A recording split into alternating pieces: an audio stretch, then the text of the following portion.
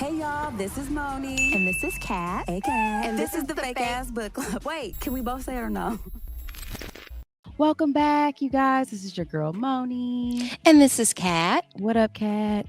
Oh, just out here, living it up, having it all. What about you? Same. You know what I mean? I'm not failing at life at all. Like, I am totally prepared for Thanksgiving. I haven't been scrambling all week, looking like a chicken with my head cut off. So yeah, it's giving serenity. It is definitely. You can It's tell by the getting- background. Yes, you can Sparkly. tell by the classic red lip and the crisp white shirts and the daring brunette. Yes, it's giving all that. Yes. So I feel as good as I look right now. So So yeah, and then I'm also excited too because we have a guest today. we Right do there. have a guest. If you guys are looking, if you're watching on our YouTube, you guys, we have the fabulous Miss Nerra Muhammad. She's a screenwriter, an artist, And a she's queen. mom, and a queen. Okay, a real life queen. She hosts a show, Queen Talks with Nerra. Nerra, welcome. Thank you for being here. Thank you, queens. Yay! This is so much So fun. happy you to be guys. on with you guys. Yes, we made it happen. It wasn't difficult at all. Mm-mm, Nope. I mean, I think we discussed that in detail, you guys. So yeah, we're out here. We're doing it. We're doing it. So thank you for being here. This week we are going to be reading a book that Nerra suggested for us. So Nerra, tell us the title of the book. So this week we're reading a book called A Woman Is No Man by Edith Rum. And I have to say this is one of my top 5 books of all time, personally. Oh, let's go. I have to say that just because it invited me into a world that I never really thought of walking into. It invited me into a culture that I never really understood or put myself into. And so just to look at life from another woman's vantage point and from another woman's culture, it was very eye-opening for me. I know our girl Kat was like making a joke about how it's like textbook, abused. And she's so right. I mean, it was textbook abuse, but for someone like me who doesn't really, who really hasn't been in that type of abusive situation or home, it was definitely very eye-opening for me just to read that intimacy of those women and just like their stories from a multi-generational perspective. So that was one of the reasons why I suggested it, because I think that as women, we hear stories that people tell about us, and I wanted to hear a story written from a woman that was about her and about her life. And even if it wasn't necessarily about her life, I know that story was drawn from somewhere deep within her. Like It was too real. It was way too real. Oh Way too my real. God. And she hasn't denied whether or not it is like about her, but she Okay. also hasn't said that it is. And so I definitely Ooh. feel like it's either someone that she knows or it's a very similar story to her own. Yeah, I think that always makes it that much more compelling. So I'm super excited to dig into this book. Lots of juicy stuff in it. So let me give you guys a quick synopsis of this book. The New York Times bestseller tells the story of 3 generations of Palestinian American women struggling to express their individual desires within the confines of their Arab culture in the wake of the shocking, intimate violence in their community. So I think Nerra did a really good job of sort of summing up, intergenerational trauma and all that stuff. So I can't wait to dig in, you guys. Let's quickly do our dedication so we can jump into this. You guys, hands over your hearts. Thank you as always for being here with us today, you guys. We really, really appreciate you, all of our listeners and supporters, particularly our patrons. You guys are the bestest. Thank you so much for your support. If you guys want to be a part of our Patreon family, please do. You're going to see more of us. We have a link in our link tree, which is linktree/fabpod, or you can visit our Patreon at patreon.com /thefabpodcast. There's already some videos up there, you guys, 4 or 5 videos ready to go. So if you like the show, you're going to love the Patreon. And I want to dedicate this to, all the businesses out there, like as the holiday season approaches and stuff like that, especially Black businesses. I want to encourage you guys to support local Black businesses. Just take the time to support just one.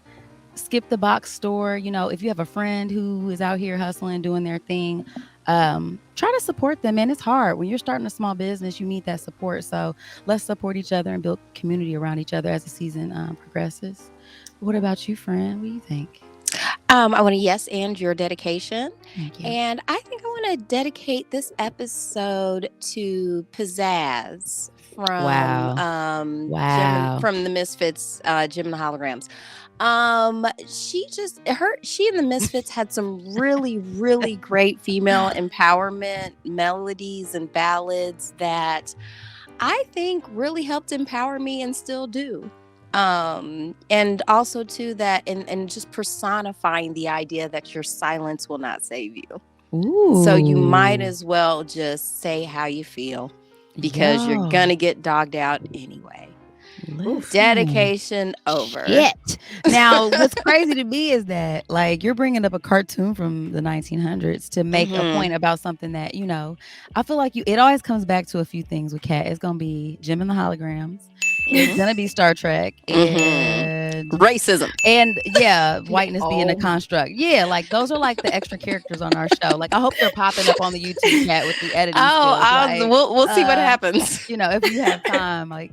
But no, that's a good segue though into our topic today because you know, kind of like you guys got a little bit of that from the breakdown or whatever, just the domestic violence and the secrecy around it and the hush culture around, you know, our business don't leave the house type shit. Like that was, it was giving those heavy vibes. So a couple of stats about the book, you guys. This is the hardcover book, which I did not read. Y'all should know that by now.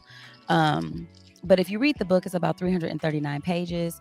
It was published March 5th, 2019 by HarperCollins. And the book is set in New York. And it is, I mean, it's a fictional book, but I would venture to say it's probably deeply sort of pulling from personal experiences and stuff like that. It's set around like an 18-year-old, is it Daya? Yeah. And she's at a point in her life where she's starting to meet with suitors. And she lives with her grandparents and they want her to get married and she doesn't want to. And her mom, she thinks, the grandma thinks that she doesn't want to get married because of her mom, because her mom was like this deeply sad and depressed person. And history is basically repeating itself, I feel like, in this book. Like you're seeing how the trauma that her mom had gets passed down to her and how it's just kind of built into their culture. And so let's see, Daya's mother, I think, was it Ezra? Ezra, she left her home when she was around her age to get married to this guy named Adam in the United States. So she had to leave her country, her family, all of that, to be a wife. And, you know, she was really trying, like she was trying to be. The sad part is that she was really excited about it, actually. Of course. She was excited to move to America. She had all these hopes and dreams. And I think for me, that was like, from her, like in terms of the mom, like that was the sad part about her story. Is like knowing like that girl from the beginning who was like excited to come to America. I mean, because imagine being in like a Muslim, you know, country, an Arab country, you know, where the laws are so strict. I mean, we just saw what happened to the beautiful queen who was murdered for taking off her hijab, the 21-year-old. This is, you know, that just recently happened. Yes. And so just thinking of all that and then like that excitement that you have about starting this new journey and this new life and then all that shit happened. Yeah, it was, I agree with you. And so full disclosure for our listeners, you guys, I didn't finish the book, but we're still gonna talk about it. I know, you know what I'm saying? But bringing shame to our fake ass book club. Definitely bringing shame. I mean, somebody's got to do it. I mean, damn. But no, the narrative is nice because it does alternate between the daughter and the mother's story. So like you're able to kind of compare and contrast and kind of see. And the grandmother. And the grandma. And the grandma. I really liked, I like the fact that they had different, because of course I did the audiobook. I don't know about anybody else, but they had 3 different voice actors for each of the women. And I think that added a really nice touch because you really get into that pathology. I don't know if you mentioned, I'm sorry, I had to just step out real quick. I don't know if you mentioned like the very beginning of the book where she's like, you know, a story like mine has never been told before. That's the only part of the book that I didn't agree with because I've heard this story a lot. Like that was the thing. Like this was a very familiar story to me, unfortunately, like to the point where I was able to kind of predict a lot of it, even do we agree on spoilers or not? Yeah, we're gonna get there. You don't have to spoil it at this moment. We can kind of go through it and build it up. We're not good at saying at the beginning of the review that we do spoil. Like, this is not a spoiler. We do not do spoiler-free reviews. Yeah. So please know and understand that, you guys. So. Yes, but that was the thing too, and especially since she's coming from not only like a Muslim country, but also an occupied Muslim country. So there's just so many layers of oppression. Like, yeah. It definitely was. I don't know. I think for me, maybe because I've never actually read a book about, well, one, let me just say, y'all know my last name is Muhammad. So my husband is born and raised Muslim. And so I guess for me, like, maybe that's partly why it was such an eye-opening moment as well, because this is like a religion that I've like been a part of for the past 10 years. And again, I've never read a story about the intimate details of what happens. We all have like assumptions. We all like things that we think happen. So for me, reading this book, that was the very first time I ever had been inside of the home of a Palestinian woman. You know what I mean? Like, I've never been in their home before. I don't know what it's like to be confined to a basement. Like, Perda. You know what I mean? The Breadwinner, and that was actually a really good movie on Netflix. It was animated. It was very serious though, called The Breadwinner, about a girl, because this happens a lot in those countries where girls pretend to be boys so that they can leave the house. Wow. Yeah. And also too, because sometimes it's just economically necessary. Right. And what you have to scrap and do. But we've read books by Kola Booth, Ayan Hirsi Ali, the Kite Runner, was it Khalid Hosseini? Kite Runner, Kabul Beauty School, like Thousand Splendid Suns. That was also this sound good. To me, this has always been a very fascinating topic, because a lot of the feminist theory books that she quoted in the book, like Audre Lorde and I just think The Handmaid's Tale. We read we did that and stuff like that. Like, this is stuff I was reading in high school because I was a nerd. So I'm like, I'm sorry, I'm not gonna lie, I was reading English lit in high school. I was reading D.H. Lawrence and okay. And I'm sorry, like that's why I'm like, sexy. That was me.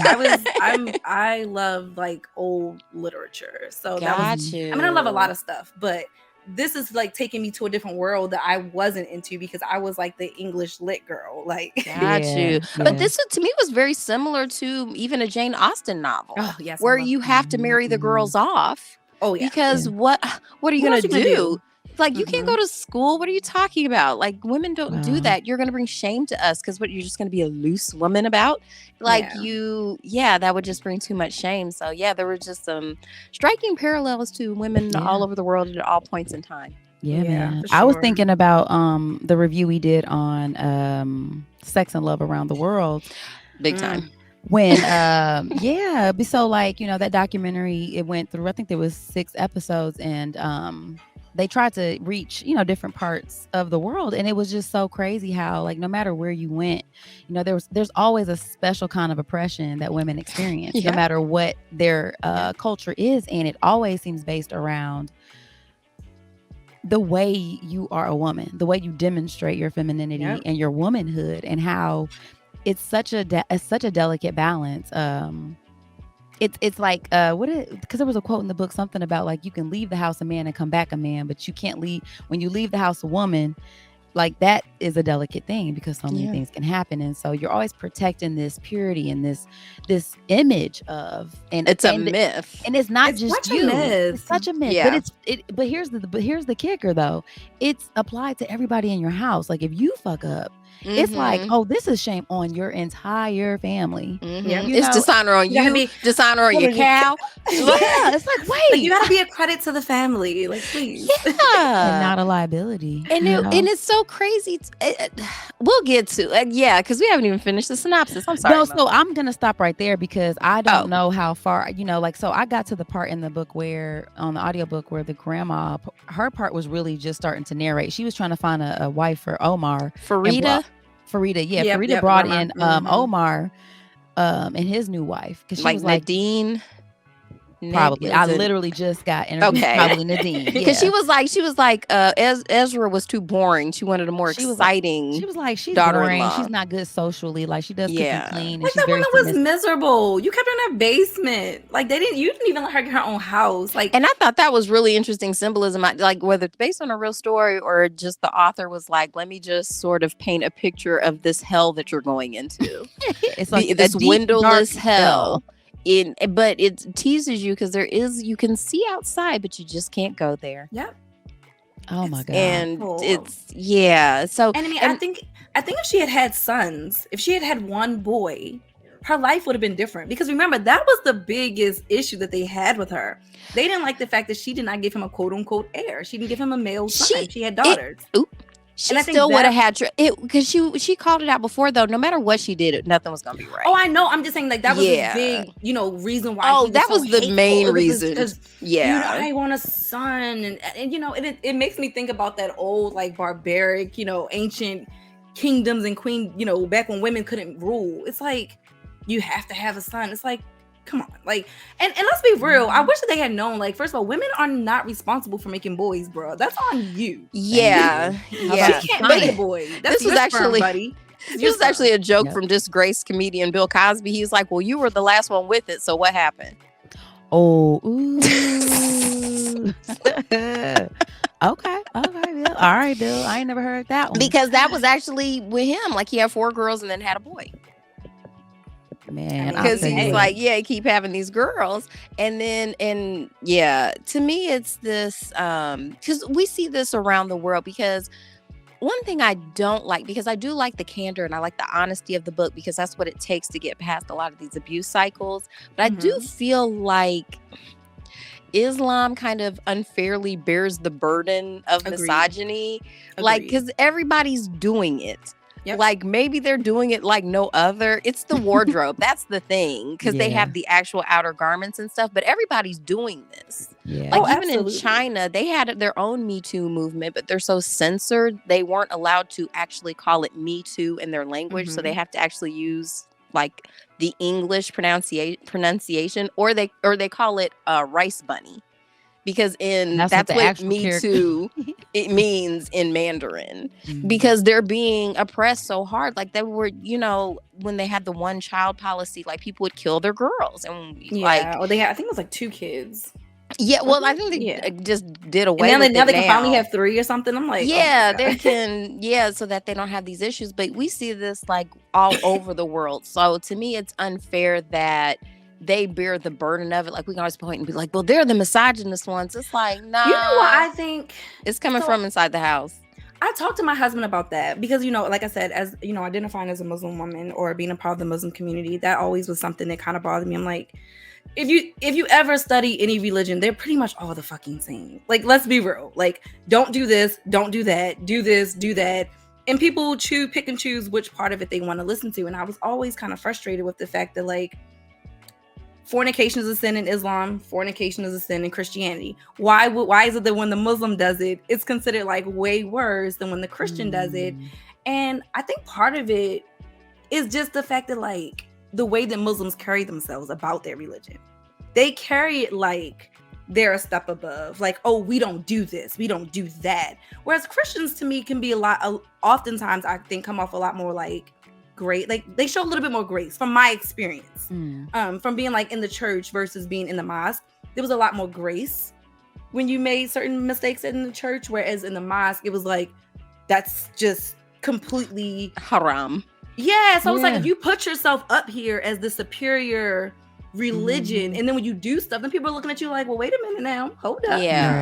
There's even church songs that are like, I'm just a sinner who fell down. Like, I think that there is this counter narrative in Christianity too that recognizes that you gonna mess up. Like that people are gonna mess up. It's already built into the sauce. There's like not a lot of space for that in Islam. There's not a lot of space for error. There's not a lot of space for I'll be very honest. Like, I haven't been to the mosque since 2015. And one of the reasons that I stopped going was because the captain of the women, she told me that I had to, how do we call it? Drill. Drilling is pretty much like if you were you're an NOI. Yeah, so Nation of Islam, exactly. My husband was born and raised in the Nation of Islam. Got you. So, like, they told me that I had to drill. And if anybody knows me, they know, like, even back in, like, middle school, my mother tried to put me in, like, a marching band. And I was on the drill squad. I'm horrible. I have 2 left feet. I have no rhythm. It's one of those things that I've tried. Like, I've tried cheerleading. I've tried hip hop dance. I've tried all these things. I'm the one person in the group that's going to fuck up the whole band. Right. So, long story short, they were like, you have to drill. And I was like, no, I'm not drilling. And she's like, what do you mean? I was like, there was nowhere in my contract that said to be a Muslim woman that I had to drill. And she told me I was being, what is that word? We're defiant or something? Defiant, whatever. Okay. And I was like, insubordinate? Insubordinate. And I was like, and that's fine. Yeah. And I stopped going. Listen, I'll be that. I was gonna say, but you're not gonna force me to do something I'm uncomfortable doing. You're not gonna put me on the spot. Yeah. Well, I don't think Allah gives a damn about whether or not I can drill. Right. Well, how do you know? What is her name? Ayan Hershey Ali. She's, she's a Sudanese not Sudanese, Somalian Islam. Yeah, Somalian Muslim woman who sort of defected. She escaped her arranged marriage, and when she was studying in Holland, she was studying poli-sci, political science, and she was just observing, like, one of the reasons why we see like kind of these differences in Christianity and Islam, because like I said, it's all kind of drawing from the same well, but Christianity's had more time to mellow out. It's an older religion, whereas Islam still has sort of a younger zeal about it. So people, they just go a little bit harder, whereas Christianity's kind of like, we already have it kind of built in. The sauce you're going to mess up. Actually, it's like a nice source of revenue for us. So, it kind of... Christianity is white. And, like, let's be real. Like, if you look at the history of fucking Christianity, it's been a horrible ride of murder and rape and colonization, and misogyny. They did a lot of that. I mean, the Catholic Church, even you look at like the Viking, like the you know what I'm saying, like way back when, like even like the shit that Christianity, the things I've done in the name of Christianity has been. This is the science. I mean, the history teacher in me coming out. Like, for that alone, I'm turned off personally by Christianity. I don't choose to be a part of any religion, like in this space that I'm in my life now, because I've studied all of them and they kind of have the same problems. They have the same problems. And I'm more of an ethical person. I believe you need to be ethical. Like, that's what's more important to me. Are you a good person? Can I trust you? Are you out here raping and robbing and stealing and killing? Like, those are Do you believe women are people? Exactly. Like, hell, do you believe women can even have an orgasm? Like, right. You know what I'm saying? Listen, we just fought for the right to that's get to still that. up for debate for some people. I'm like, why are we still talking about that? Like, you shouldn't be in charge of anything. You know what I mean? It's like... Yeah, so I just think that's part of it. Like, Christianity has they're very much so, we sweep shit under the rug. We don't like to talk about it. But everybody else, we want to put your shit on Front Street. Because when we were reading Jeanette McCurdy's book, like, it was very similar vibes, like with the way that they wanted women to move. Mormons? Yeah, they were Mormons. Oh, yeah. Which is technically a Christian. They claim Jesus. So, like, it was the same thing where, like, well, you shouldn't be going out. Where are you going? Why are you being such a whore? Like, it's all the same sort of tactics and language. And same. Growing up as I actually grew up a Jehovah's Witness. That's a high demand religion. Girl. Wow. Tell us. I had so many, like, I've been writing poetry since forever, and I still have, like, all my poems. I literally have a poem that I wrote at the age of fucking 14 about my fear of, like, even having crushes on boys. How I felt like I was sinning just in my own thoughts. And that's why I'm not a religious person, because the guilt and the shame and I don't believe that's religion. I just believe that is the way that people express religion. And it's hard to separate the two. Mm-hmm. And now that I'm a mom, I can't imagine, like, shaming my kids in the way that in the ways that both my husband, strict Muslim. Oh God, like 14 years old, his dad made him literally call and, like, break up with his girlfriend, like, in high school, like, just so much stuff. And so for me, like, just looking at my history and, like, his history with these two separate religions, I'm not subjecting my kids to that on either side. I'm hearing trauma. That's what I like. The word that keeps popping up is like this. There's this post-traumatic situation that you have when it comes to religion, and especially when it is, when you talk about cultures where it's legislated into your way of life. And not only is it legislated into your way of life, it is so deeply rooted in the way that we move and perform our daily tasks. So we stop being individuals. We are now performing as, I have to be this perfect vessel of, and it's just, it's so confining. It's so, again, like, what I was getting from this was, I did like that they touched in on the men too, because I mean, we were focusing in on the women and the dissatisfaction and the kind of secret feelings that you're having and the oppression. Yeah. Like, but even like when Adam was talking to Israel after she had her second son, they were having a conversation, and second daughter. Second daughter. Because if only it were a son. If only, right? You know what I mean? Yeah, she thought he was mad at her, and she was like, "I thought you were mad at me because I had another girl and stuff like that." And he was just like, I mean, it's everything though. Like, I have to be this perfect, because he was the first son, which is different than the second and third son. Again, like, you're defined by this role and this role only. Like, even if I say, hey, I'm drowning, like, I know that I'm here performing this role and I'm willing to do it to the best of my ability, but I'm having trouble because I'm a person. Well, and also you're not even called by your name. Like, once you have a son, you are known as mother of so-and-so. And until then, you're just known as wife of someone. It's like of Fred and all of that stuff. You don't have your own identity. Did y'all finish Handmaid's Tale? Yes, we did. Yes, girl. Yes, we did. This season was Wait, do you mean? Oh no, the book, not the show. Yeah. I watched the first 2 seasons and then I fell off. Oh my god. Yeah, I don't think I saw it. I thought you meant the. But we did finish the book though. I can say that with confidence. Yeah. Yes. Y'all gotta watch the show. It's so good. Okay. I gotta watch. The last one was she's a really good actress. I think that's part of it. I think the whole entire. But cast, June gets on my nerves though. Yeah. Like, you know what she does, but I promise you, it's. I just finished like the 5th season, and this shit was so good. I'm just like, God. I'm rewatching Sex and the City, and Carrie gets on my nerves. Yeah. Sometimes it's like that. Sometimes it's just like that. But okay, we're about to spoil now. Okay, so all right. So I'm at the point, like I said, I was at the point where Omar was getting his wife and stuff like that. Can you start from there and go, kind of just like, sure? Thanks for me. Since you're just gonna go straight to the end and spoil it, can you catch me up? So then Ezra, basically, she has a third girl, right? And then I want to say Nadine is the sister-in-law's name. She's just making a better impression on everybody, and boom, she pops out with a boy, and she talks back. And she's like, well, damn, it's like, why is she being rewarded? She's like praying like, man, why is she being rewarded, by being insolent? And you get to have she gets to have a boy. So that means, because that was the other thing too, her mother-in-law kept telling her like, hey, don't breastfeed, because then you won't be able to get pregnant and you need to have a boy. And she's just and it's like, and let's talk about what a mental and physical toll it is to have babies back to back to back. God. Like it's I can't even bond with my baby and breastfeed. Like, come on now. And just the immense relief that you get from that. Like, in the guilt she was feeling for that too. Yeah. And the amount of work it takes. Because that was one of the great things about breastfeeding. It's like, no, I don't have to get up and get a bottle. It's like, come on. Like, thank you. People made it seem like breastfeeding was like the hard thing. I'm like, how do you get up and make a bottle in the middle of the night? Because I'm popping this titty out and keeping it rolling. I mean, I had to supplement because I have very thirsty children. But like, when on the days where I could just pop a titty out, that was fantastic. These things, they gone now. But I was when I say I was spraying them, I would just joke around my husband like spraying them. He'd be like, yo, stop spraying me. I was spraying them. It was so bad. I was drunk at a girl's party. Like, Nerra, spray everybody. My my God. What? We missed out. Damn. Made it rain on them hoes. Look, I did. I don't know why they asked that, and I was so drunk because that's why I don't drink Tito's.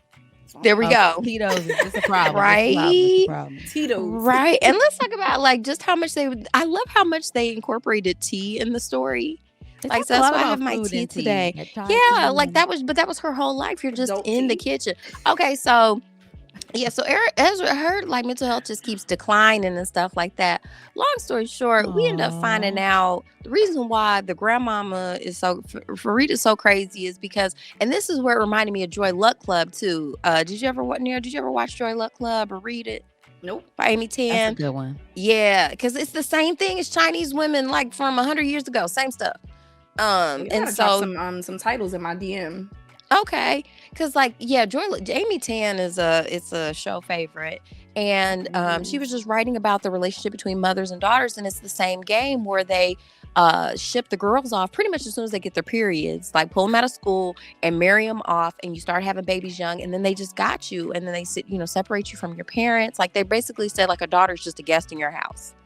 and it's that same sort of stuff. So it turns out, because this happened in Joy Luck Club, that's why I was able to predict a lot of this stuff, because this is just human behavior. The grandmama, when they were in the refugee camp after the Israelis that kicked them off their land, because I don't think that gets talked about enough about why Palestine. Like, why are Palestinians so mad? It's like that. It's like we've been living here for. Are we allowed to talk about thousands of years?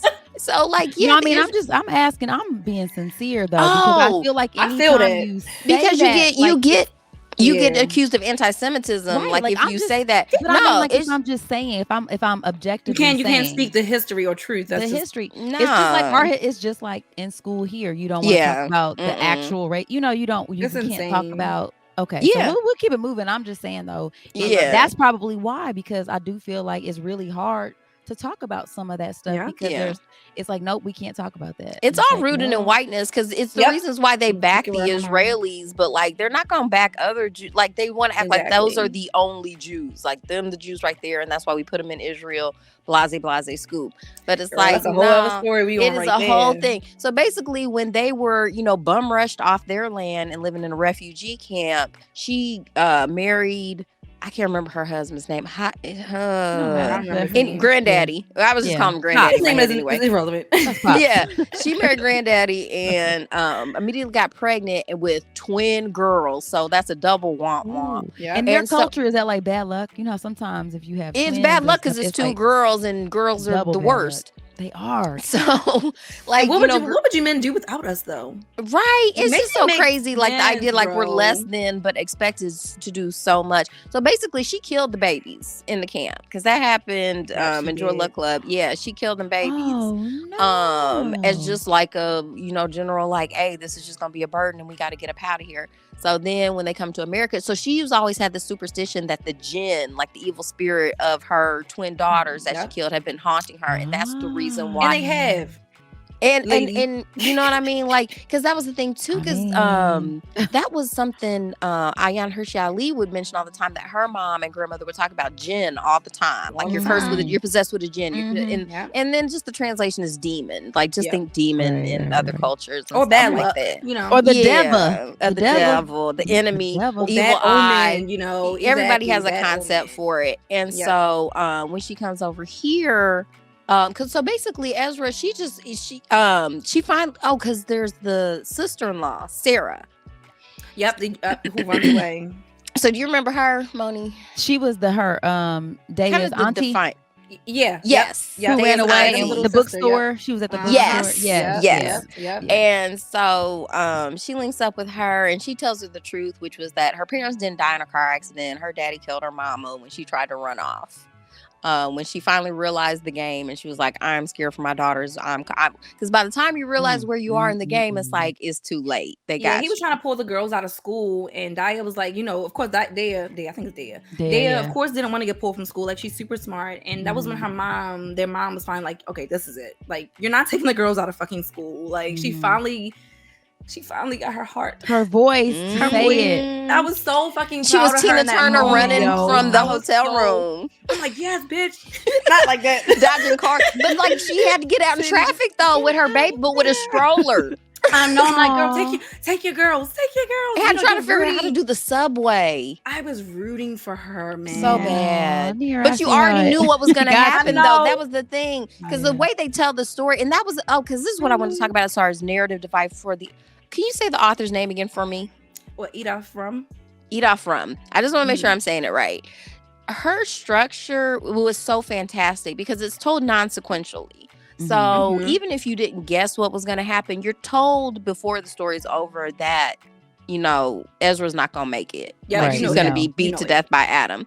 So they were they told they died in a car crash or some shit like that? Yes. She was always told your parents died in a car crash, which to me sounded like a lie, because when would ever just the two of them be in a car together? Right. He just decided one day, let me just take her out. Right. She can't even walk down the street. Because even if it was that, like, it was still going to be foul play of some kind. So, yeah, I kind of, it was just the predictable outcome of him beating on her for years. He'd been drinking. You can just tell how depressed he was because everybody was living for somebody else. That's the point. I think that was a really I think that's why it was just like a hard, not a hard read, but a good read, because you really got an opportunity to kind of look at all these different people and they're all their different perspectives, and how these decisions from like these grandparents, like these old out of date values have just like really ruined all these lives. And it's just like, for what? Like what? Girl, our culture. Why did it bring you here to become who Americans? Made it out on top? You know what I'm saying? Like who really had a happy ending? It's not about happy. They talk about that a lot. It's not. It's about how shit looks. I can't have such and such down the street meeting for chai tea with mint leaves in it, talking about how you a hoe, because that reflects on me. Like, or you. Oh, can we call it what it was though? A sharmutra? Why do I love this word? Like, I do. It's kind of whimsical. I know it means something terrible. It's like, because like a color and a flower. I mean, from the context clues, to me, it just means like kind of like, you know, you're a whore, bitch, punta. Like, everybody's got a word for it. I hear that one a lot. Yeah, basically. And to the point where, because there was a real sad part where Ezra, from her POV, you hear her start to mimic her mom and her mother-in-law with the way she talks to her daughters. Because at one point she called, is it Dea? I think it's Dea. Dea. She calls Dea Sharmutra. Mm-hmm. And it's I mean, she was like, am I raising a Sharmutra? You know what I mean? And she's like, damn, why did I even say that? I don't want her to think I think about her. You know what I'm saying? It's in you now. And that's the point about how like Mexican Gothic. Yes, how poisonous aspects of our culture can be. This is not an implication on their actual culture, but I'm just saying, like, it doesn't matter. Like we just discussed how it doesn't matter what culture you find yourself in, there's always aspects of it that are not great. You know what I'm saying? Like that are not conducive to mental health, to happy. I mean, even when you talk about any of that stuff, it's like, hell, man, all that. What you're not gonna do, I'm not gonna be the first grandma in history who had a hoe ass daughter who didn't do all the shit that I fucking had to do. Bitch, you better throw on your what is it? The hijab. And the niqab and every other pop that coochie. Yeah. Because guess what? I need you, listen, you better pop these boys out, because I'm not gonna be the only grandma at tea getting dragged because my daughters all had daughters had. And again, and look, and that's so bad, because I'm the daughter of them. Like, let me pull up this little science lesson for you, mom. Because guess what? Women have no control over that. Blame that on your son and his little whack sperm. Well, you be dead, and all that, maybe it's all that alcohol he's drinking. I'm gonna die anyway. Right, killing all the sperm. Girl, he's a drunk. I think it's just crazy how trauma is passed down. Like, we literally pass on trauma because we don't heal from it, and then that's just in our DNA. It's in your thoughts, and it permeates to your kids. It does. And so you do have to intentionally recognize it, but it's so hard because I mean, even when she met up with her auntie, who she didn't know was her aunt, at this bookstore, she's like, who's leaving me a letter? You know, she ended up sneaking away and pretending to like leave. Like, did she pretend to leave and get married? And they thought she went to Palestine, but actually she ran away. They were lying and saying they she were was lying. Palestine. Right. She ran away. She was like, nope, I'm living my best fucking life. I'm not doing this. Like, you know, this was my only chance. But just how terrifying that has to be. And I really feel like, I don't know. Like, is culture more important than like your own personal happiness? Whatever the answer question is. Yeah. No.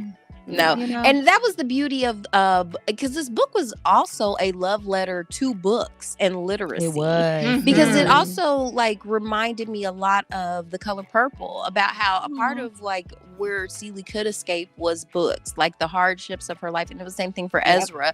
That was her escape. And that was finally when she started reading again, she started coming alive again. She started having more compassion even for Adam, even though he was beating her ass. Like, she's thought to just like, let me just ask you some questions, man. I just want to get to know you. Like, what? Yeah. I just wish that she'd have pushed his ass in front of that train. Damn. Like, you know what I mean? Yeah. I mean, he killed himself anyway. Like, he killed her, and then he went and jumped off the Brooklyn Bridge. So, bruh, like, for all of this shit, man, I wish he'd just pushed his ass in front of the fucking train. Yeah. So she could have had the personal satisfaction of being he fell. Oh God, he fell. He fell. Yeah. It's like, but think about how guilty she probably would have felt, though. Yeah. You know what I mean? Because I'd have known that my daughters don't have to live with you. I mean, hopefully, because I don't like the Ezra I knew. You know, she was still very, You know what I mean? But I the didn't fact that she get to took get to them the girls point. and ran, Yeah, that just that's showed what's that she up. was on a whole. She finally was like, nope. And that's a Oh, really, That was and for hard. me, I that's can sad. relate to that like on a very real and visceral level, like having dealt with that in my life and been to a point where it's like, well, I'm out of here and it's just me in a diaper bag. It's like, that's it. Mhm. And let's just start over. We'll figure that shit It's out. yeah, it's Mhm. and this is also too, I always want to remind people, this is why when people respond like, well, why don't you just leave? Why don't you just leave? It's like there's a very real chance. Like I had to create a safety plan. Yep. Like I had to like get interventions from other people and other agents. Like it was really truly like having to fill out an assessment of how likely I was to get murdered. Yeah. And it was very interesting to me because I feel like this isn't communicated enough. Like my percentage, like the likelihood of me being murdered goes up if I have a gun.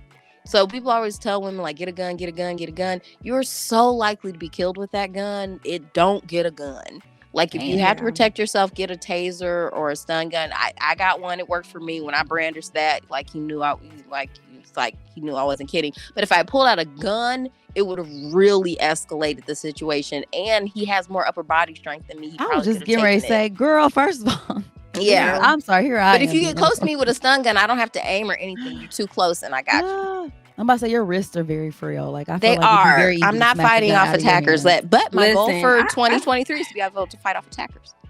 had one physical altercation with the ex, and that shit never happened again. First of all, I'm 4'11", and he was a big dude. But let me tell y'all, my wig was on the other side of that floor because I saw red. Bitch, you not going to hit me. He was so stunned. It was Oh, so I bet. bad. Like we were at his friend's house and it happened. I will never forget. I was 21, y'all. Oh man. His homeboy pulled us apart, right? He had me on the steps. I jumped off the steps onto that nigga, whipping his ass some more. Because you raised your hand on me one time. That's one thing I will tell you. My mother taught me never let a man put his hands on me. We both was fucked up that day. Because you're not going to put your hands on me. Like, he beat my ass, I beat his ass. Because guess what? And I never dealt with him again. I will say that. I honestly never dealt with him again. I was 21 years old. I was like, that was the final straw for me. Because that was just something I always said I was never going to put up with. Because that's just who I am. But every woman's not like that. And I can never sit back and look at another woman to be like, bitch, I fought back. Why didn't you? Because that's just not who you are. And you didn't have his kids either. Because that's the thing too. A lot of times the abuse doesn't start until you have issues. A lot of times the abuse doesn't start until you have the child and they know they got you. And that's why so many of these power structures try to get girls pregnant. And then women early. are isolated. A lot of times these women are already isolated. I just talked about trauma bonding on my podcast. When perpetrators are they know what they're doing. They're gonna isolate your friends. They're gonna isolate your family. Pretty soon, they probably don't want you to work. You know what I mean? There's so many different things, levels of control depending upon the situation. And so I think that's why stories like this are so important, because even though we know the other women are going through this, sometimes it might just be that one book that you picked up at that one moment that made you be like, you know what? Nope, not today. You know what I'm saying? Like, or that one story, or someone listening to Kat right now being like, oh no, Kat got that diaper bag and she got the fuck out of there. I'm gonna do that. Right. Well, with Moni's help, by the way. With Moni's help. And that's why I think she was the ride. Stories, even these stories are written more than once, but with different women, that's okay, because they're all our stories. Yeah. My story's not more important than yours. Your story's not more important than mine or hers or the next woman. Like, all of us have these stories and we all deserve to tell them, because we don't know who it's going to impact. We don't know who it's going to help. So that's why I also want to bring up like with stories, because another big theme of the book was 1001 Nights. Oh, I know. We always talk about that. Which to me is like they never bring up Scheherazade enough, because I actually read it. Like here's my old ass copy of that thick ass book. Oh man, that was a good one. And the idea, and I love that they brought up like the heroine Scheherazade, and the fact like through cleverness and literacy, like she was able to like save her in the life of many other women. Like she's this classical hero, and it's just the power of storytelling. Ooh, and also getting counter narratives out there, because for I forgot her name already. Dang, the one who got killed, Ezra. Like she said her mother, like something that echoed in her, like when she was coming to America, was like obedience is the only path to love. And all she wanted was love. And it's like, dang. But we learned in Possessing the Secret of Joy, like the path to joy is resistance. And so you and that's why I dedicated this to Pizzazz. Because like you have to have that resistance. Like you need that powerful voice to be like, no, this isn't worthy of me. Like, and it doesn't matter if I'm the only one who feels that way. Like I've got my back. I'm the hero of my story. And like what was the word for fate? Damn. The Arabic word for fate that they kept using, it started with the N. That's your, I didn't write it. I didn't put it in my notes, but they just kept saying like, it's your fate. There's nothing you can do. And at the end of the book, like, Daya's like, no, I'm in control of my fate. Like I can control my fate. I'm the, captain of my soul. Also, Nasib, is that how they say it? Nasib? I think so. I'm not sure. Yeah, Nasib. That's what I'm looking up. It's Arabic term used that's for Nasib. Yeah, and that's just kind of like you can just like inshallah, inshallah, you can just like which means God willing for those of you to like what does this means God willing. Yeah, it's like, so it's just not, hopefully there's nothing I can do. It's not up to me. Inshallah, like, hopefully, Lord, and we have it like Lord willing, like just willing, everybody has that concept and stuff. So it was, oh gosh, man. There's listen, this is so random, but this is like one of my favorite things from 1001 Nights, because of course it's an English translation. So there's all these notes for the reader so that you can just understand the culture and stuff. This is so random. Just get ready for this, because for people who aren't familiar with the encompassing story of 1001 Nights, it's about a king who finds his wife cheating with a bunch of black men and executes her. And then marries a different woman every day and executes her at night so that she can't cheat on him. Or no, executes her the next morning. So he marries her, sleeps with her, and then the next morning chops her head off so that she won't be able. And so Scheherazad's like, hey, marry me to him. I'll fix this. And her dad's like, no, because he's the vizier. And she's like, no, I can fix it. Trust me. And she does. She starts telling him a story at night and then doesn't finish. So then he keeps her alive the next night because he wants to hear the next story. And she just keeps. So it's 1,000 nights in one night. Yeah. So that's the thing. Okay. So this is the note after we find the queen who was cheating with the black man. Debauched women prefer Negroes on account of the size of their parts. I measured one man in Somaliland who, when quiescent, numbered nearly 6 inches. So quiescent means soft, when he was soft. This is a characteristic of the Negro race and of the African animals, e.g. the horse, whereas the pure Arab man and beast is below average of Europe. One of the best proofs, by the by, that the Egyptian is not an Asiatic, but a Negro partially whitewashed. Moreover, these imposing parts do not increase proportionally during erection. Consequently, the deed of kind takes much longer time and adds greatly to the woman's enjoyment.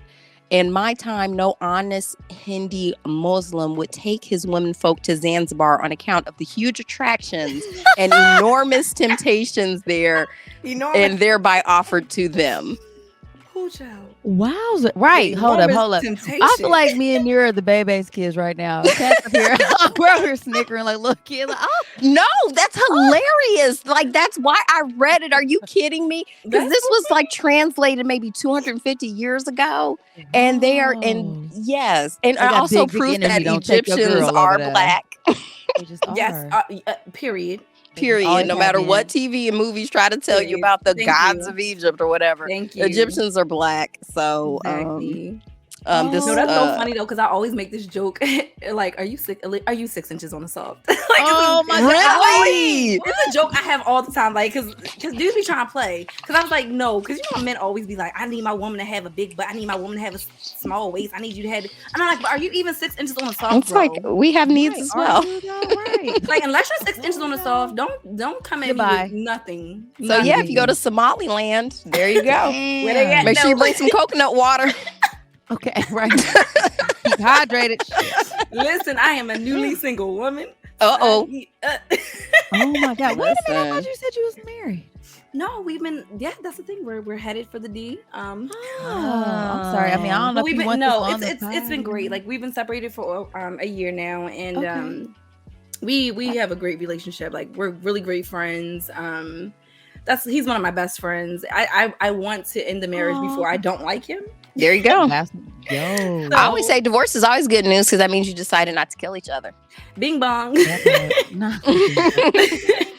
No, Well, but that's I genuinely, I'll be having time for all that. Like, let's get along. We got these two beautiful babies who, they love us and they need two whole parents. Mhm. And I think we could be more whole apart than together. There's nothing wrong with that, man. And I've been with him since I was 22, and I'm 33 now, and it's been a lot of trauma in there. So yeah. Let me know when you want to go to Zanzibar. Girl, listen. Hey. I'm gonna be here For trying the to sell this. debauched women. I can't go. Script, I can't go, y'all. I can't go. I just love that debauched women prefer Negroes. I want that on a t-shirt. We should get it on t-shirts. Let's do it. For real. I'm so serious. I will design a t-shirt and everything. Like, Please, I can have my brother print it up too. For real. Do it. Let's do it. We do. Oh, I'm rather God. debauched. But no, the other thing too that the book, because they mentioned a lot of great books that I love. This is why. You know what I mean? I mean, that's good. I'm glad you're here because she knows that, like, if it was up to me, now we talking about this over here. Oh, so bring us back, friend. Because she mentioned the book Matilda, which is also a favorite. Did you ever watch the movie? Who? I'm sure I did. Anybody? Matilda? That was my favorite movies of all time. Listen, I literally just played it ever for my son for the first time. Oh my gosh. And so, yes, big fave. And I love it so much because it's that same thing of like, you have to, one of the great quotes in it was when she was reading a book and it was like, she liked books because it made her realize she's not alone. Mm-hmm. I was like, dang, that's right. Because for the longest time, like, books were my friends. Me too. I was a loner. That's touchingly pathetic. It's really not. I think that I don't know, bit. there's something really cool about us bookies. It's something really cool about us, Mm-hmm.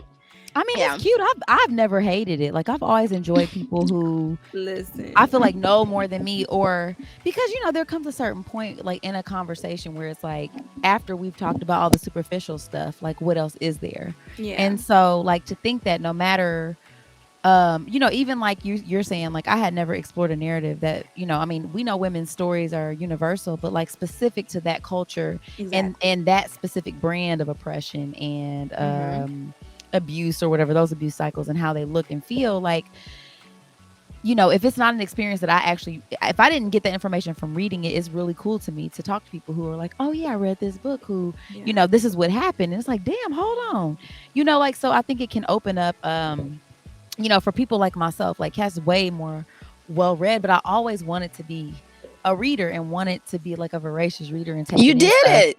And I'm doing it now. The podcast you did it. Like, there's been times, but yeah, because I like taking in stories though. But I think for some people, like, it is nice to have the buffer of like that person you like talking to. Mm-hmm. You know what I mean? To kind of talk about the stories and stuff like that. But yeah, man, I mean, it's an important exercise in us exploring each other's humanity, I think. You know what I mean? Because it's all Kool-Aid. We're just different flavors. And it makes us better, like, critical thinkers. I think it makes us more conscious. I think there's so many different. I know as a teacher, I made sure like my classroom was a crazy literacy rich place because one, our school didn't have a working library, a functioning library. So that was one. But people always would ask me, like other teachers, like, how do you get kids reading levels so high? How do you get kids who, because I taught 5th grade, and they say that by 3rd grade, if a kid's not on reading level, they never will be. That's not true. That's such a lie. I can't even tell you how many kids came to my 5th grade classroom over the years that were lower than where they were supposed to be by 2 grade levels or more. And by the time I was done with them, they were either on or above reading level. But it's because of the environment that I put them in. I created a classroom that was colorful and bright with books everywhere. And 2, I created a time of day that we had to read. I created journal opportunities. I gave them questions that they had to answer no matter what book they picked out of my library. There was something that I was going to ask that they had to understand or comprehend or really pull from that book. Who was, it's not just about who's your least favorite character. It's why were they your least favorite character?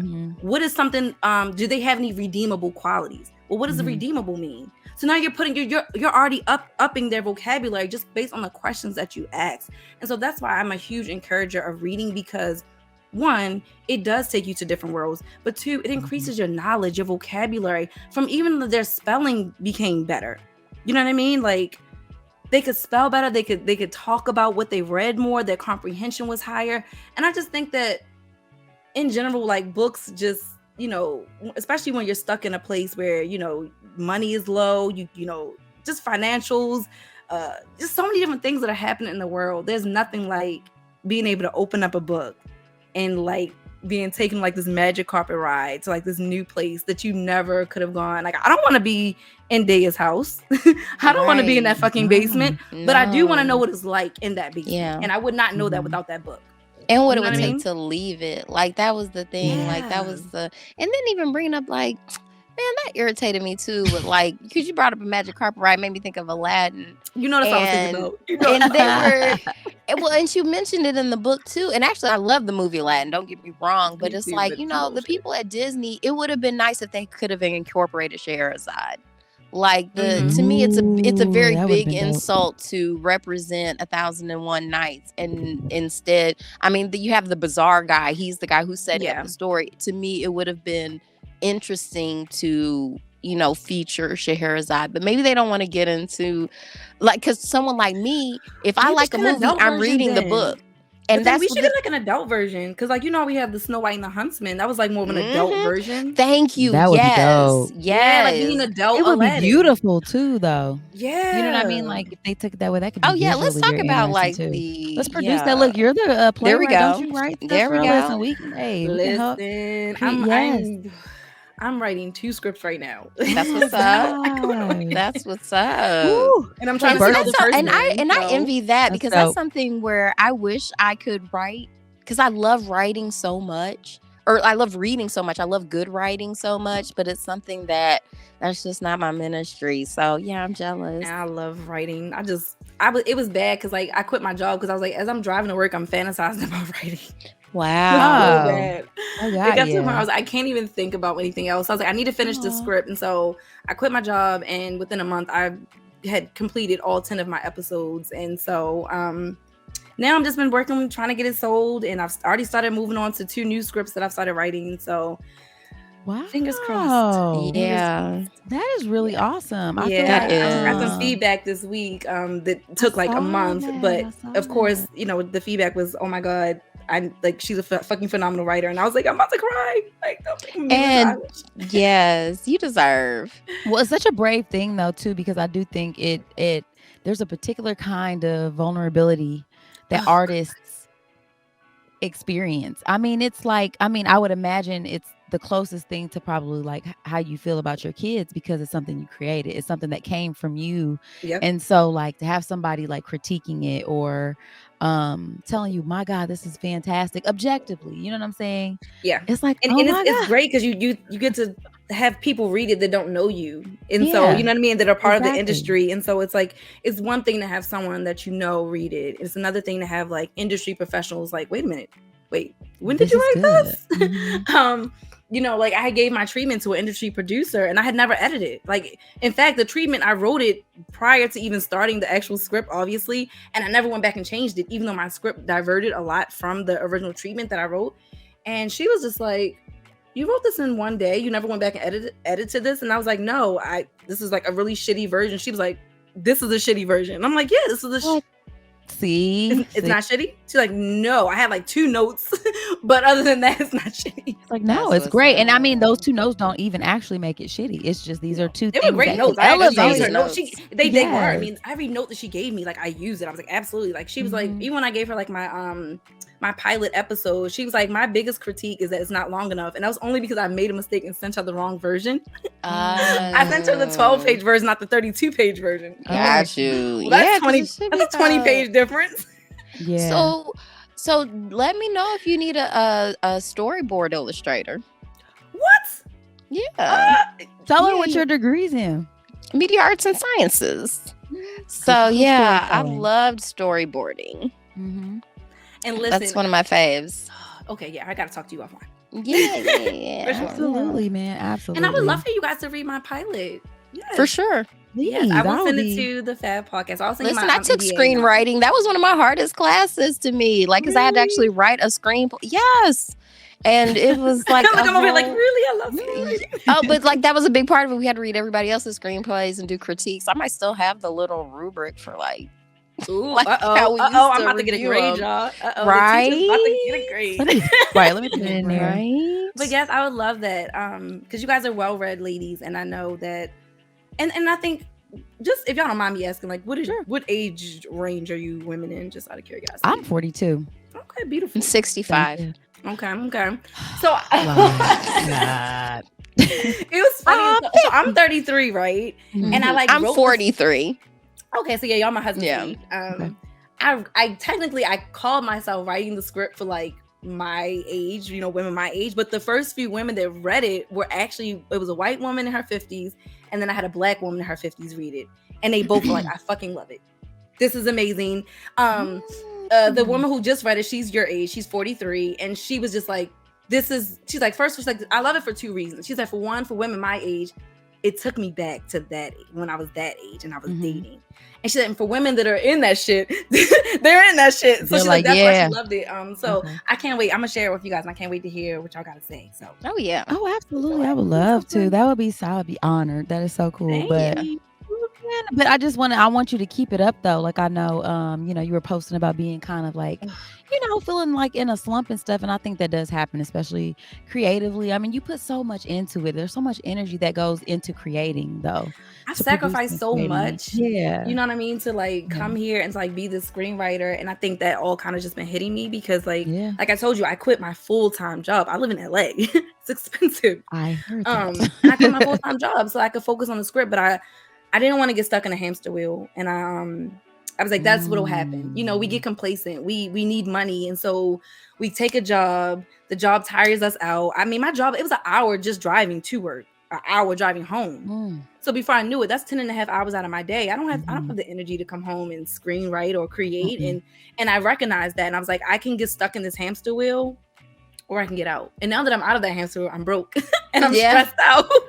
Right. It's a different kind of right. Like, and that just goes to show that, like, I was even telling my kids this, like, no matter what you do in life and what you choose in life, it's always going to be work. And there's going to be like, there's always this tension that's there. You know what I'm saying? But like, for me, I think arguably, if you're able to, like, if you're involved in something that means something to you, or you feel like you're giving back, or you're in that space and that genius space where it's like, this is where I'm the happiest, that's where you should try to be if you can. You know what I'm saying? Like, don't be, I mean, you hear about artists all the time, the starving artist is a trope for a reason, because that's a real thing. But I do think that, like, when you believe in your art and you put everything into it, I feel like it's got to kind of come back to you, though. I know, it's like the universe, you got to reward me because my credit score is like taking a hit. Okay, it's like I'm out here suffering. Okay. I was like in Baltimore, my business was booming, my paint parties were flowing. I mean, I had all this good stuff going, and I was like,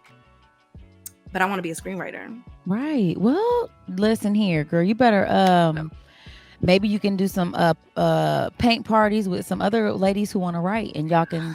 Oh, I'm always for doing paint parties. I was so happy. I finally booked one back home that they ordered art kits. It's just I'm in LA. It's just a new thing. So just trying to transition my business here. Like I wouldn't, I love doing paint parties. Like I started for Black women, and it's really grown. And I was killing it in Baltimore. Like it was really cute too. You had some really cute. So like you provided all of the supplies, everything. And all that kind of stuff. I pre-sketched the canvases. They get cute little kits that have all their paint, and I add little extra goodies and stickers, and I try to make it really special for my artists. And so and I hated. I think I started it because I hated those cheesy ass paintings from paint parties, and I was like, who really wants to put that shit on their wall? Like, girl, I tried to throw mine in the trash. Tree. Yeah, I had exactly. I had one, and my husband was like, "Why are you throwing that away?" Because I'm like, I don't want that shit in my house. You can always just paint it white and do something good. That's what I would always do. I just paint it over it because I'm like, this canvas is still a good canvas. I just don't care about it. So I usually paint over it and then paint something I'd actually exactly. like. But who wants to? But I didn't want that. I was like, something if you want. A paint party, I want you to have a painting that you actually want. And so people just tell me what the theme of their party is, and then I go to the lab and I create some dope fire shit, and then everyone's happy. Nice. I love it. Well, good for you, because I do think that is really hard to do, especially like you said, finding a new normal is always hard, and chasing your dreams can be even harder. So, I mean, I just want to wish you luck, because I mean, it takes it being like there's no other way to do it but to do it. Like, you're building the parachute. We were just talking about somebody today, like getting outside your comfort zone to pursue, you know what I'm saying, your objective. Sometimes you're building that shit while it's happening in the air, okay, as you feel like you're falling. But that's what I think it is, though. I think that pressure creates the greatness, you know what I'm saying, as long as you're sticking to it and, you know what I'm saying, putting yourself out there. So good luck. Yeah, girl, because that's a lot, man. It is, but when it hits and I have that celebration, y'all will be getting an invite to the party. Girl, listen, I'm trying to come to LA. Like I said, I gotta make it back. Yes, that'd be awesome. Ooh, we could do a paint event there, girl, because we did a painting podcast. We did. I saw that. I was like, oh, look at this. Delightful. It was really painting is so soothing. It's amazing. And I've been to LA like once. I loved it. It's just like Mexico. Yeah, pretty much. And I love Mexico. Like I've gone to Mexico before I went out there, and I was like, yeah, this is Mexico. Yeah. Only thing we have, I think our food is better. We have like better restaurants. Okay. Mexico was a little. Fair enough. I wasn't impressed with the food in Mexico like I thought I was going to be. Fair enough. Wow. Okay, Mexico, come for her. Yeah. Whoa. I am a foodie, so when y'all come here, like I'll be like, go here. I'm a foodie. Yeah, that's my favorite too, girl. I don't need no more food. Let me tell you. Yeah, yes, you do. We all need more food. We all need food. I don't know about that. You're right, I do. But, she's like the logical friend. Yeah, she's not gonna let me drag myself for too long. I can't say nothing. So logical. You know what I'm saying? She is. I love it. Oh my gosh. Well, you know what, Nerra? I think this is probably. Is there something else y'all want to add? Did we miss anything? Did we get through the whole book? Because we took a left and came on back around. There's a lot, but I think I hit on everything I wanted to say. Okay, I think you did. I think you guys killed it. This was great. Thank you. It was a really great book. I definitely would recommend it. How would you rate it, Kat, if you had to give it a rating? Ooh, I give it 5 out of 5 sharmuchas. Wow. Not sharmuchas. Don't act like you don't want 5 sharmuchas coming at you. That is true. Who's gonna be mad about that? So what about you? If you had to rate the book, what would you I definitely give it a 5 out of 5.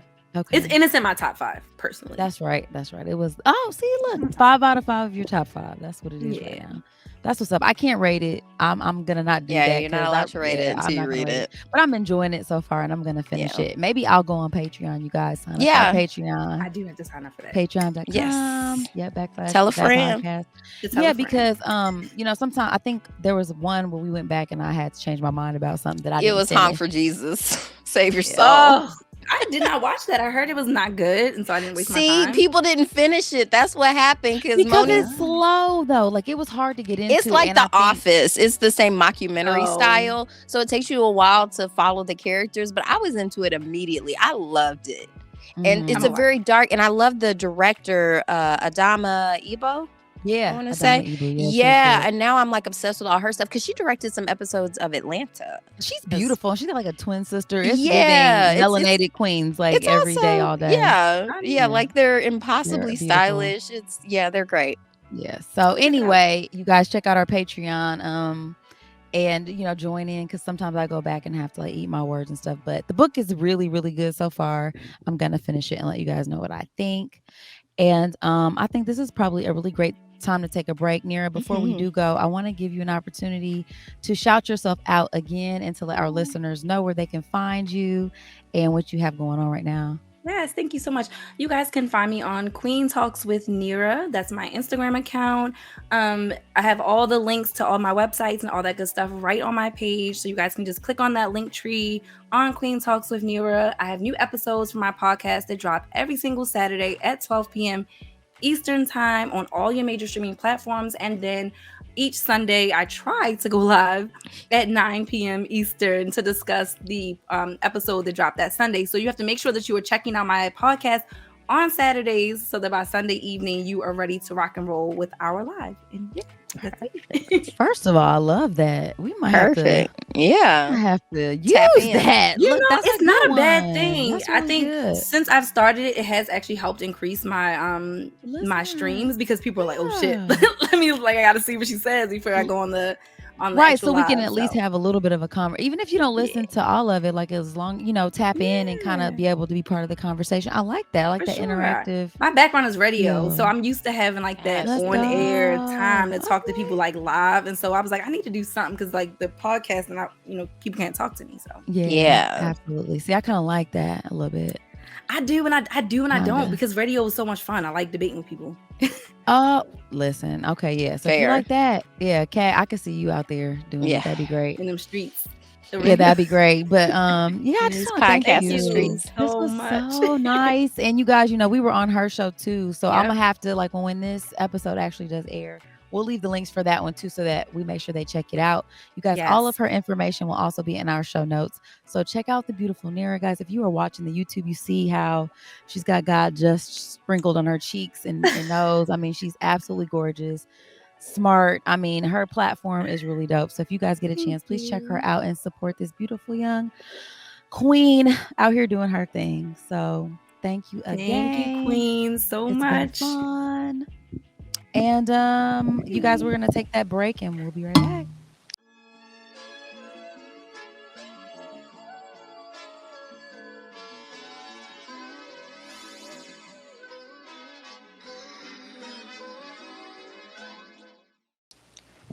Bam. All right.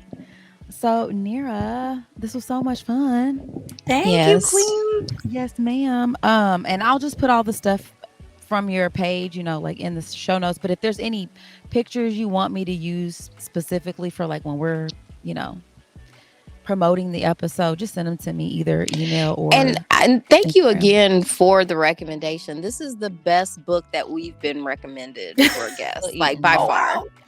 I Thank can you. say, was. So yeah, far. yeah, So by far. far. Mhm. Thank you. That's very I was dope. a part of the book of the month. You guys heard of that? Mhm.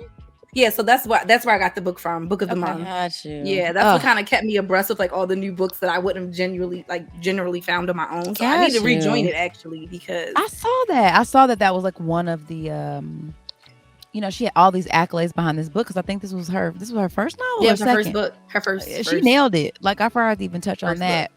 You know what I'm saying? She did an excellent job, and she's a really, physically beautiful lady. But Mhm. the story was just so far. I've been enjoying it. I think it's a really good book.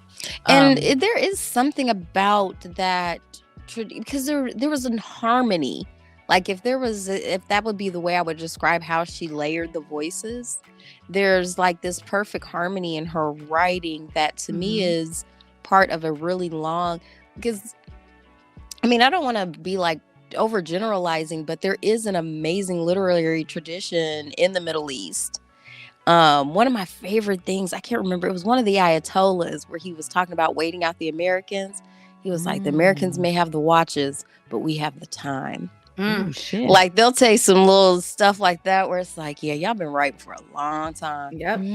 Like that was We're biding our time. like they've I like that with Asian cultures too, though, because they go back so far or whatever. But yeah, storytelling, like that's what's so fascinating about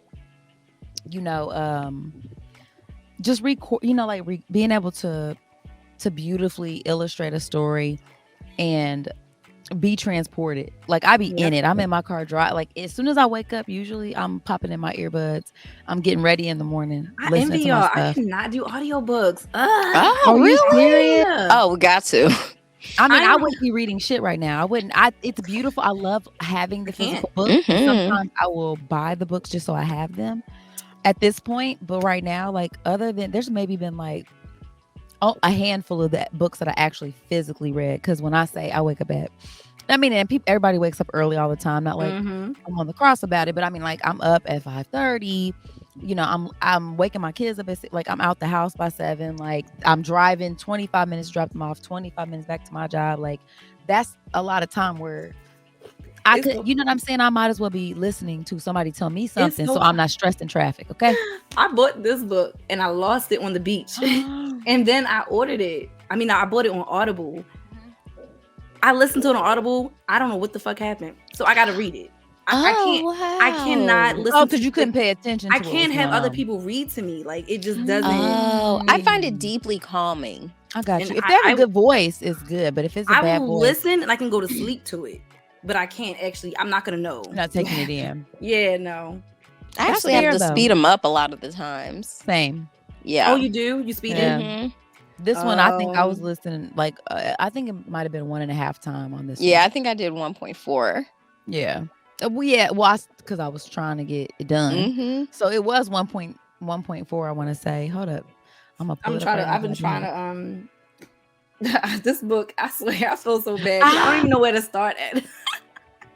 Like I don't even know where I'm at in the book because of that damn Audible. How do you keep up with where you are in the actual book? Girl, you can make notes in there and everything. Look at what it says right there. You see the speed? Oh yeah. 1.4. Oh, 1.4. Yeah, 1.4. That was perfect for me because I was like, I'm gonna have to try I don't need no dramatic pauses. Let's go. That's what maybe I should try that because I swear I'm just listening. I'm just like, what is going on? Where am I? And to me, it's a I get natural it. step from because I know a lot of people who don't like listen to podcasts. Like they just don't like people in their ear Talking, yeah. and talking. And I'm like, to me, I love that. I love I'm a chatty bitch. I like. I to am. And see, I can listen to a podcast, but when it comes to a book, I need to physically read it. I even like the smell of books. I'm so weird. I do love a bookstore. Yeah. Yeah. I think I in just another need to- life. I will take If I a had field time. trip to Half Price Books. I mean, we used to go there all the time. Like we would go It's there. pretty delightful. Girl, and my That kids sounds all love the delightful. library. They know. Yes. For the It kiddos, there's a site that I use called First Book Marketplace. I get all the kiddos' books for like 70% off on First Book Really? Marketplace. So you guys can check that Girl, out too. listen, we're literally this is how big of dorks that we are right now. So my son just got through reading a book in his class. He's a 5th grader. He just read I Wanda Pareja. Have you ever heard of this book before? No. Let me see who wrote it. I Wanda Pareja. It's a novel by an American writer, Elizabeth Bolton, who won a Newbery Medal for Excellence in American Children's Literature. And so like this is basically, it's based on a portrait of this particular person, Juan de Pareja, who is the real life portrait that Diego Velázquez, who was a famous Spanish like artist in real life, he made of his slave. So he was an enslaved person, and it's written like in the first person from Juan de Pareja's perspective, but it's also it's historical fiction, but it was like in the 16th century, 17th century, and it's a narrative about enslaved people, you know what I'm saying, through his eyes. And I was like, let me read this, air quotes, listen to it. So I chucked it out at the library and listened to it so I could talk to my son about it. And so what do you think about what's going on? What do you think about Juan's character? Do you think it's fair about slavery? Because he goes to a Christian school, which I was not necessarily, same thing. Like I have my own post-traumatic stress associated with being in Catholic school, kindergarten through 8th grade, guilt, shame, all of that stuff around sexuality. But also recognize that I didn't see myself in these structures. I didn't see any female leadership. I didn't see any brown people. And just historically, like you say, I mean, like y'all basically were complicit in slavery. You know, like there was a Portuguese Pope that basically was like, yes, slaves are not real people. You know what I'm saying? Like y'all can deeply invested is a type of deeply invested. So exactly. So it's a type of complexity. I wanted to know what the narrative was around this particular subject matter. You know what I'm saying? Like, and how he was taking in like the conversations they were having. And I really love how his teacher first of all, shout out to you again for being a teacher, educator. Girl, listen, I'll be ready to ring my kids next. You understand me? If I had to do this daily, like I can be the support. I can throw you the oop and you got to slam dunk that shit though, because there's only so much I can do. But I can appreciate people who love their jobs. And again, this is why I say like it's so important to be involved in work that at least you have to feel something for it. You have to get something out of it because it affects people's lives. And especially when it's our children. Yep. And so even though it's a Christian school, I feel like they did a really great job of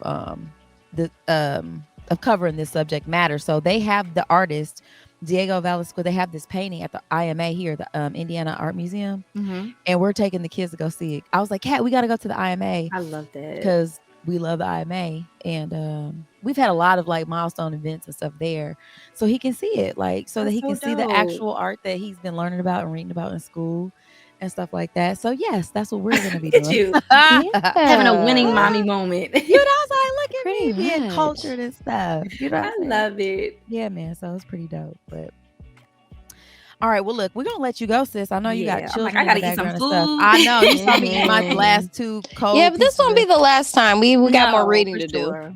Yes, we should. And no, like I need a list of books because y'all, I know I probably have a ton that y'all haven't read, but y'all have a ton that I haven't read too. So like, drop me a list Yeah. of like 3 books that you're like, Nerra, you have to read this. if you Yeah. haven't. So yes, for yeah, sure. that well, especially that this genre too, because Kat, Yeah. for some reason, again, like I usually just take her lead. Like we went, like when we had our real book club, we started hard in the paint in this particular region. Like we read, Yeah. back to We back. read It was like- Infidel. we read a whole bunch of them all Yeah. like from that region and stuff like that. So it was, we've got a few. There's some good ones on that end. Oh Yeah. yes, for Yeah. sure. Yeah. So Toss them my way.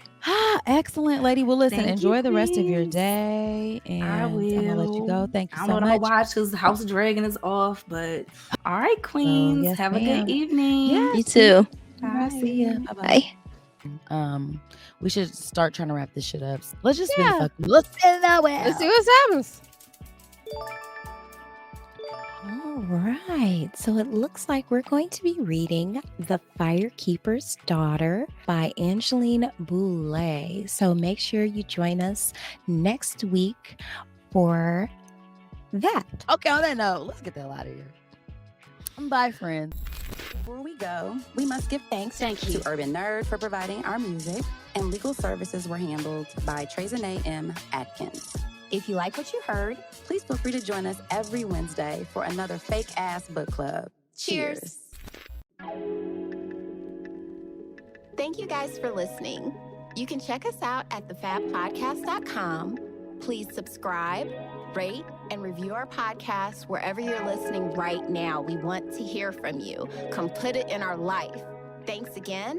And until next time, peace, love, and the Fake Ass Book Club. We out.